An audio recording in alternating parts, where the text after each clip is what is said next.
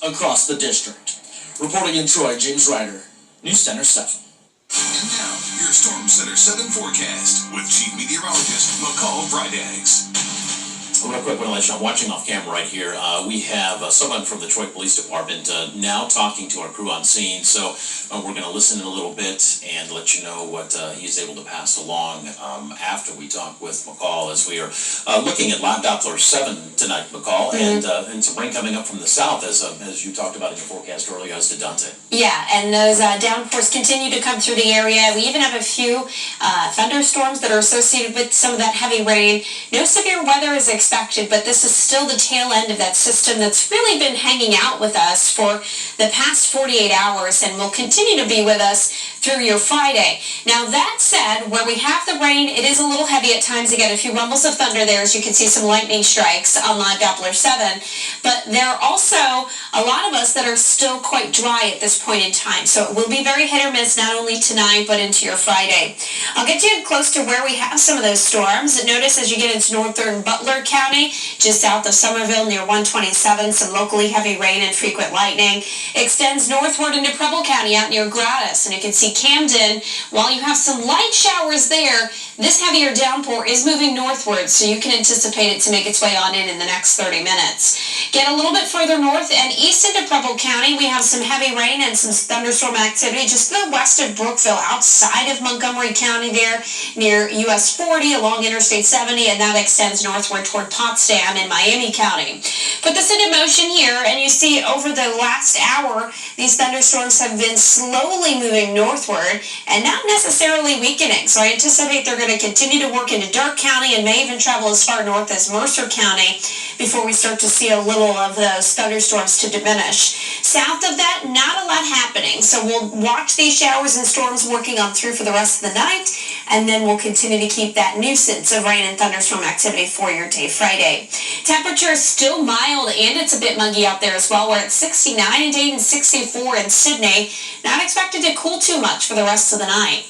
Futurecast shows past midnight. We have that sporadic chance of a couple of showers, an isolated storm into early tomorrow morning. There's 6 a.m. Get you through the morning hours, and by midday, we get a little break in the activity. We get some sunshine, in fact, that may break through those clouds around noontime.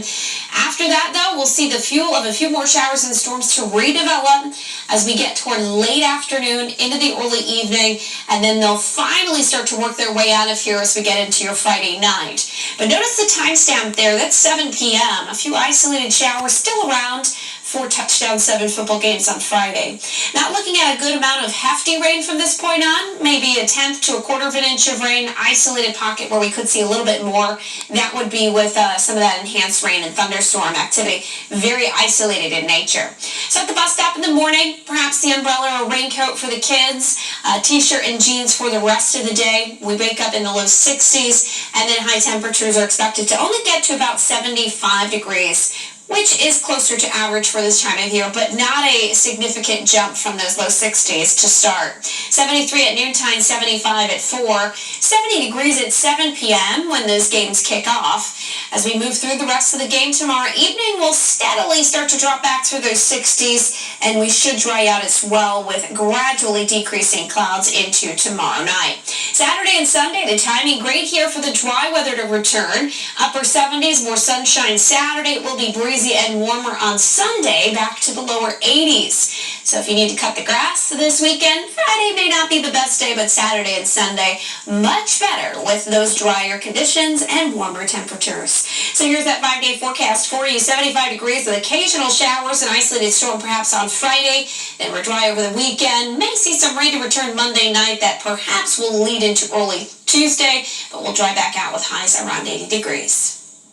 All right, McCall, thank you. Back to that breaking news out of Troy. I want to let you know Troy's police chief, Sean McKinney, just stepped in front of our camera. We appreciate him adding a little bit of information, some new information, a little more of a timeline here. Again, the chief said about 9:15, dispatch got a call of shots fired on Kings Chapel North. The caller identified the person as a former employee of some sort of business. The chief did not specify which business that might have been. There was gunfire there, nobody hurt.